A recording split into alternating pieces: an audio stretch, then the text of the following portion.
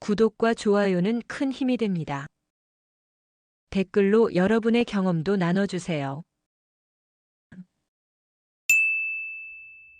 30 전에 빨리 뭐라도 이뤄야 하는데 이번 달 안에 자격증 따야 해. 40 전에는 꼭 내 집 장만할 거야. 이렇게 우리 모두 속도가 전부인 시절이 있었죠. 이처럼 20대 때는 스펙 한 줄이 전부인 것처럼 느껴졌고 30대 때는 남들보다 얼마나 빨리 가느냐가 기준이 되었습니다.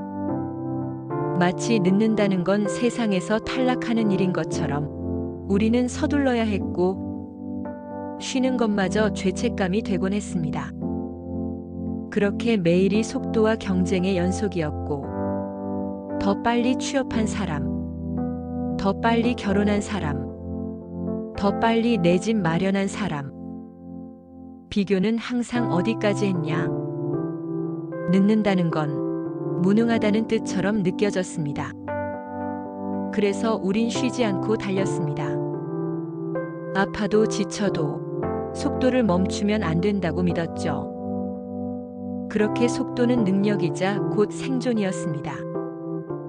하지만 시간이 지나 중년이 되고 어느 순간부터 우리는 알게 되었죠. 속도가 중요한 게 아니라는 걸. 얼마나 빠르냐가 아니라 지쳐 쓰러지지 않고 얼마나 오래 버틸 수 있느냐가 중요한 것을. 그리고 깨닫습니다. 중년 이후의 인생은 속도전이 아닌 지구력 싸움이구나.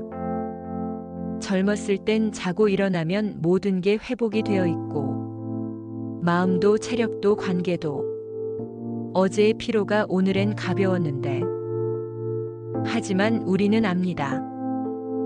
중년은 다르다는 것을. 감정은 쉽게 무너지지 않지만 한번 무너지면 다시 일어서는데 오래 걸리고 가만히 앉아 있어도 이유 없는 피곤함이 몰려온다거나 사람을 만나고 나면 괜히 혼자 있고 싶어진다거나 그리고 우리는 그럴 때마다 마음속으로 되묻습니다. 내가 지금 잘 가고 있는 걸까? 하지만 중년은 더 이상 속도를 내야 하는 시기가 아닙니다. 속도보다는 방향을 보고 나만의 페이스를 지켜야 하는 시기이죠. 오늘 영상의 레시피는 지금 느리다고 걱정하는 당신에게 결코 멈추는 게 아닌 지구력이라는 말이 얼마나 따뜻하고 든든한 말이 될 수 있는지를 전해볼까 합니다. 중년의 인생은 체질이 다르다. 중년에 접어든 지금 속도는 더 이상 중요한 게 아닙니다. 빠르게 올라갔던 사람이 금세 내려오기도 하고 느리게 시작했던 사람이 지금까지 꾸준히 자기 자리를 단단히 지키고 있기도 하죠. 이제 인생은 누가 더 빨리 가는지가 아닌 누가 더 오래 흔들리지 않고 자기 길을 걸어갈 수 있느냐의 싸움입니다. 지구력이란 감정, 체력, 관계, 일상 모두에서의 자기 페이스를 유지하는 힘입니다. 그렇다면 중년의 지구력 싸움에는 무엇이 있을까요? 중년의 4가지 지구력 싸움.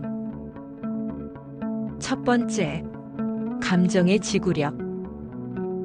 젊을 때는 상처받아도 곧 잊지만 중년엔 오래된 상처가 눌러앉고 감정의 피로가 쌓여갑니다.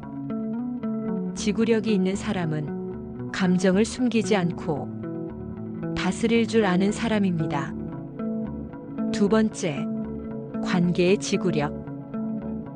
수많은 인간관계 속에서 쓸데없는 에너지 낭비를 줄이고 나를 지켜주는 관계만 지속적으로 이어가는 능력. 지구력 있는 중년은 굳이 모든 관계에 애쓰며 나를 소모시키지 않습니다. 세 번째, 신체의 지구력. 어릴 땐 밤을 새우는 건 일도 아니었는데 이젠 계단 몇 개만 올라가도 숨이 찹니다.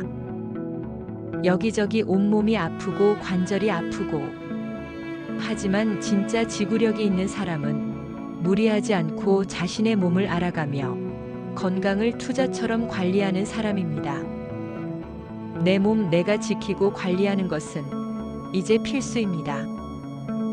네 번째, 삶의 리듬을 지키는 지구력. 모든 일이 생산성 중심이 아닌 시점에서 일상 자체가 무너지지 않도록 루틴을 유지하는 힘. 보다 나를 챙기고 꾸준함으로 쌓아가는 나의 좋은 습관, 하루의 루틴 등. 이게 바로 속도보다 더 어려운 꾸준함의 가치입니다.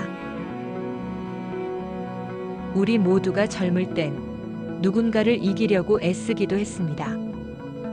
하지만 지금은 내가 나 자신을 지켜내는 게 가장 중요합니다. 남보다 늦어도 내 마음이 지치지 않도록, 남들처럼 살지 않아도 나만의 페이스를 잃지 않도록. 지구력 있는 사람은 크게 튀지도 않고 크게 흔들리지도 않지만 언제 봐도 같은 자리에 있는 사람입니다. 싸움의 방식이 달라진 중년. 그렇다면 지구력 있는 사람들은 어떤 루틴을 갖고 어떤 마음으로 어떻게 행동하며 살아갈까요? 첫 번째, 매일 정해진 시간에 걷는다. 규칙적인 몸의 리듬이 마음을 붙잡아줍니다. 두 번째, 불필요한 약속을 줄인다. 인간관계는 넓이보다 깊이가 더 필요합니다. 세 번째, 비교하지 않는다.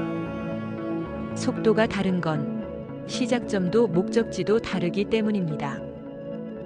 네 번째, 감정을 기록한다. 자기 감정을 들여다볼 줄 아는 사람만이 오래 버틸 수 있습니다. 다섯 번째, 하루의 루틴을 유지한다. 특별하지 않아도 무너지지 않는 삶이 결국 가장 강한 삶입니다. 강한 종이 살아남는 게 아니라 변화에 적응한 종이 살아남는다. 찰스 다윈. 영국의 생물학자이자 자연과학자로, 다윈은 단순히 살아남는 생명체보다 중요한 건 변화하는 환경에 얼마나 유연하게 적응하느냐고 말했습니다. 그의 명언엔 중년을 살아가는 우리가 자신을 탓하기보다는 나만의 리듬에 적응해가는 게 진짜 강하다는 의미로 일깨워줬습니다. 달리던 길에서 문득 멈추고 뒤를 돌아봤을 때 그제야 보이는 것들도 있습니다. 그리고 지금까지 쉼 없이 달려왔다는 사실도 알게 됩니다. 그동안은 달리는 중엔 몰랐습니다. 나 자신이 얼마나 힘들었는지, 얼마나 버텨왔는지, 그리고 알게 되죠. 그동안은 달려야만 한다고 믿었고, 멈추면 뒤처질까봐 무서웠던 거라고. 그리고 이제는 누구와 경쟁하고 싶지 않습니다. 그저 내가 내 속도로 살아가고, 그 자체가 가장 소중하다는 걸 우리는 중년이 되어서야 또한 깨닫게 됩니다. 남들은 앞서가고 나는 느리게 걷는 것 같아도 내 발걸음은 멈추지 않았다는 건 대단한 용기입니다. 빠르게 번쩍이는 성공보다 묵묵히 쌓여가는 하루의 무게가 중년을 더 단단하게 만듭니다. 우리는 이제 물어야 할 질문이 달라졌습니다. 얼마나 빨리 도착할 수 있을까? 가 아닌, 나는 이 길을 끝까지 걸을 수 있을까? 그리고 우리는 압니다. 중년의 삶은 누구보다 오래가는 사람이 이기는 삶이라는 걸. 여러분, 중년이란 멈춘다고 끝나는 인생이 아닙니다. 천천히 걸어도 내가 나를 지켜내는 삶이 진짜 단단한 인생이며, 그건 참 멋진 일인 것 같습니다. 오늘도 앞서가는 살보다는 지금 자리를 지켜내는 살, 그리고 속도보다 지구력 있게 당당하게 자기 리듬으로 살아가는 모든 분들께 깊은 응원의 말을 건네며 당신의 속도와 당신의 리듬을 새로운 희망 레시피로 응원합니다. 고품격 감성 힐링 채널 희망 레시피